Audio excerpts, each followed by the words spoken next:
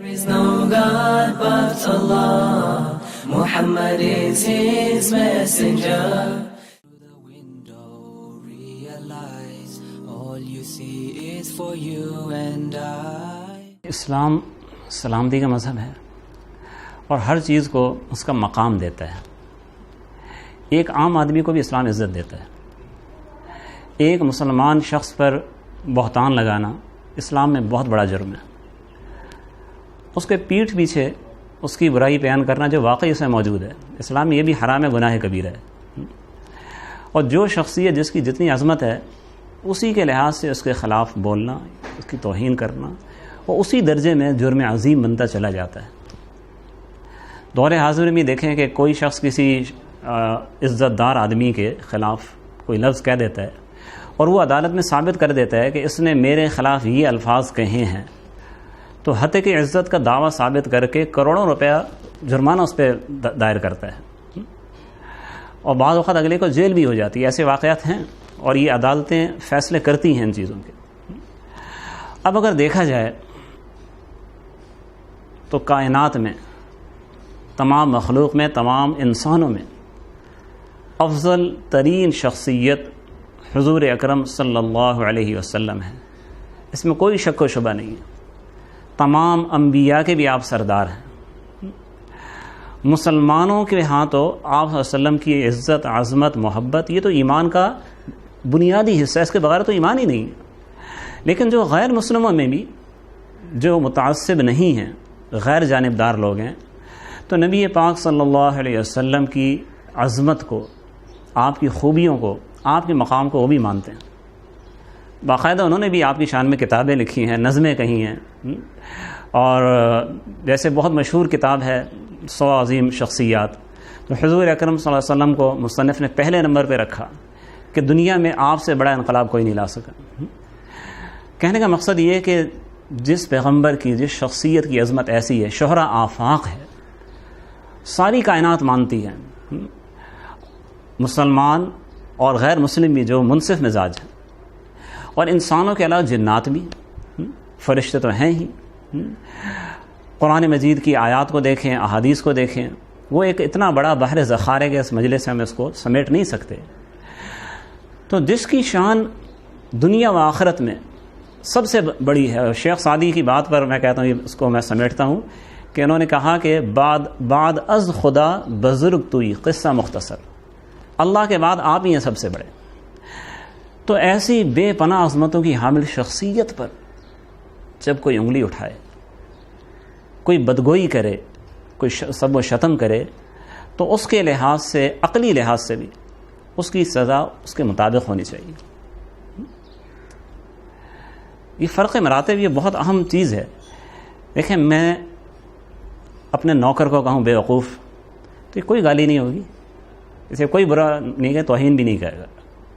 اگر خدا نہ خواستہ یہ لفظ اللہ نہ کرے میں اپنے استاد کے لیے استعمال کروں تو یہ گالی ہے، یہ شتم ہے، یہ توہین ہے. تو عظمت کے لحاظ سے، فرق مراتب کے لحاظ سے وہ چیز اتنی سخت ہو جاتی ہے. تو نبی پاک صلی اللہ علیہ وسلم کے بارے میں سب و شتم اسلامی معاشرے میں کبھی بھی ایک لمحے کے لیے بھی برداشت نہیں کیا گیا. آپ صلی اللہ علیہ وسلم کے دور میں بھی ایسے لوگ قتل ہوئے ہیں، اور بعض کو قتل کرنے کے لیے آپ نے خود صحابہ کو بھیجا. بعض مواقع پر صحابہ کرام نے اپنے طور پر قتل کر دیا، ان کے سامنے کسی نے سب و شتم کیا، صحابی نے قتل کر دی. اور نبی اکرم صلی اللہ علیہ وسلم نے اس کی تصویف فرمائی، اس کی تعریف فرمائی. یہ ایک ایسا موقع ہوتا ہے کہ آپ صلی اللہ علیہ وسلم کی شان میں کوئی آدمی گستاخی کرے، یہاں پر اگلا بندہ اس اقدام میں اگر وہ کر سکے، اس پہ قوت ہو، کر سکے، تو شاید وہ کوئی دوسرا آپشن اس کے پاس نہیں ہوتا ہے. حضرت شیخ الحدیث مولانا زکریا صاحب رحمۃ اللہ علیہ اپنے والد صاحب کا وہ قصہ نقل کرتے ہیں، حضرت مولانا یحییٰ کاندھلوی رحمۃ اللہ علیہ کا، کہ حدیث مبارکہ ہے لا یؤمن احدکم حتی اکون احب الیہ من والدہ وولدہ والناس اجمعین. تم میں سے کوئی آدمی مومن نہیں ہو سکتا جب تک کہ میں اسے، اس کی جان، اس کے والد، اس کے بچوں اور تمام انسانوں سے زیادہ محبوب نہ ہو جاؤں، تب تک مومن نہیں ہو سکتا. تو اس پر ایک اشکال ہوتا ہے، طالب علم اشکال کرتے ہیں نا کہ حضرت یہ تو بہت بڑا مرتبہ ہے کہ تمام لوگوں سے زیادہ محبت آ جائے، ماں باپ سے بھی، بچوں سے بھی، تو ایسی محبت تو مسلمانوں کے اندر شاید ہی کسی میں کم لوگوں میں ہوتی ہے، تو اس کا مطلب پھر وہ مومن نہیں ہے۔ تو شیخ فرماتے ہیں، میرے ابا جان اس کا جواب دیتے تھے، وہ فرماتے ہیں کہ حقیقت یہ ہے کہ ہر مسلمان کے اندر ایسی محبت ہے، چاہے وہ نماز بھی نہ پڑھتا ہو، چاہے وہ بظاہر فاسق و فاجر ہے، اور فرمایا کہ اس کا اظہار اس وقت ہوتا ہے جب اسی بے نمازی اور اسی عام گلی کے آدمی کے سامنے نعوذ باللہ کوئی کافر توہین کر دے، توہین رسالت کر دے، تو فرمایا کہ اگر وہ اس کا بیٹا بھی ہو نا تو اس کو بھی نہیں چھوڑے گا، اس محبت کا اظہار ہوتا ہے۔ تو ہر مسلمان کو جس نے کلمہ پڑھا ہے سچے دل سے، تو وہ کبھی بھی برداشت نہیں کر سکتا۔ اسی لیے اسلامی ممالک میں الحمدللہ پاکستان میں ناموس رسالت کا قانون ہے، اور ہر اسلامی معاشرے میں یہ قانون ہر زمانے میں رہا ہے، ہر زمانے میں رہا ہے۔ تو مثالوں پہ جاؤں گا تو بات بہت لمبی ہو جائے گی۔ ایک چھوٹی سی مثال، اسپین میں اس قسم کے کچھ لوگوں نے ایک مہم کے طور پر سب و شتم شروع کیا، ایک بھی آدمی کو نہیں چھوڑا گیا، غیر مسلم تھے، وہ عیسائی تھے، ان کے پادری نے کہہ دیا کہ یہ کام کرنے کا بڑا ثواب ہے، تو ایک آدمی آ کے چوک پر سب و شتم کرتا، توہین کرتا، مسلمان حکمران کو پکڑتے قتل کرا دیتے، دوسرا آتا، تیسرا آتا، تو وہ قتل ہوتے ہوتے آخر پھر وہ انہوں نے ہار مان لی۔ ہندوستان میں اگر مغلوں کا زمانہ ہی دیکھ لیں، اگر تاریخ میں دیکھیں واقعات بے شمار ہیں، جمع کریں تو کتاب بن جائے گی۔ ایک سے مثال دیتا ہوں کیونکہ ہم نے مختصر دورانی میں بات ہم کر رہے ہیں کہ اکبر بادشاہ جو مغلوں کا بادشاہ تھا، اور اگرچہ وہ کوئی خاص دیندار نہیں تھا بلکہ آگے چل کے تو اس نے بڑی بے دینی کے اس نے کام کیے ہیں، اس کے دور میں بالکل یہی مسئلہ ہوا کہ ایک ہندو نے توہین رسالت کی، اور جو شیخ الاسلام تھے وقت کے، انہوں نے اکبر بادشاہ کی موجودگی میں، اس کی سرپرستی میں، بادشاہ کی حکومت ہے، نیچے شیخ الاسلام ہے، شیخ الاسلام نے قتل کا فتویٰ دیا، اس ہندو کو قتل کیا گیا۔ تو بے شمار مثالیں، اس لیے کوئی دوسری سزا یا اس میں نرمی کرنا، اس میں تخفیف کرنا، اس میں ترمیم کرنا، اس میں چھوٹ دینا، رعایت دینا، یہ اسلامی تاریخ اور اسلامی قانون اور شریعت اس کو مسترد کرتی ہے۔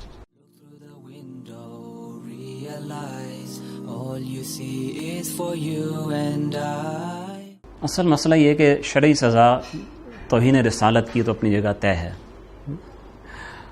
اس سزا کے اجراء میں دیر ہوتی ہے، تاخیر ہوتی ہے، اس کی وجہ سے لوگوں میں یہ جسارت بڑھتی ہے۔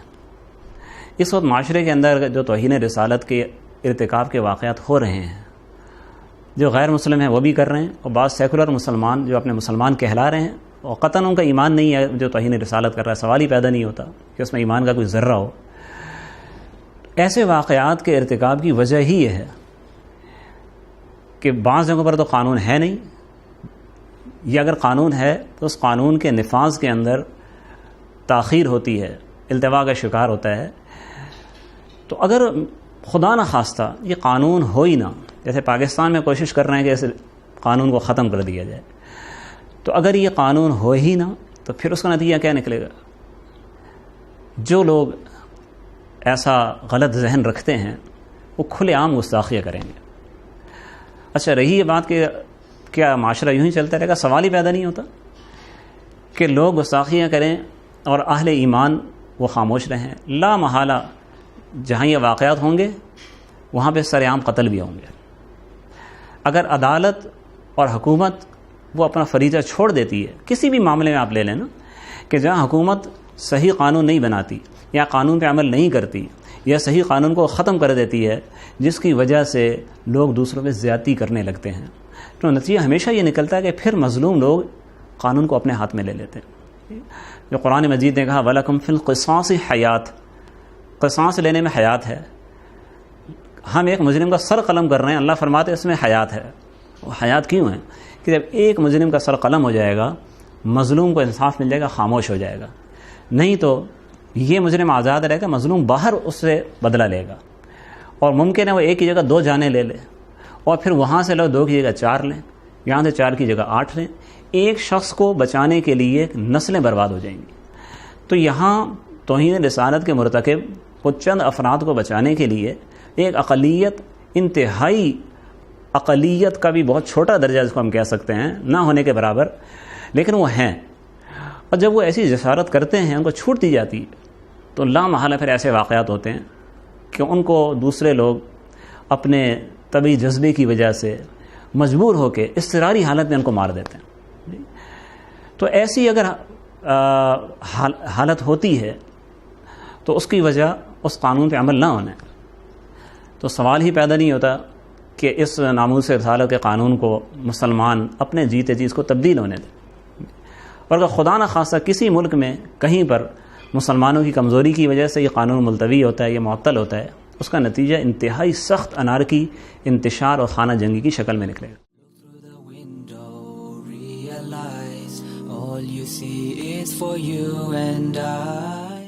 ایک فرق گزشتہ زمانے سے اس زمانے کا یہ بھی ہے کہ پہلے زمانے میں جو لوگ توہین رسالت کرتے تھے وہ کوئی ایک آدھ بیوقوف پاگل بدبخت واصل جہنم ہونے کے لیے ایسی حرکت کر دیتا تھا۔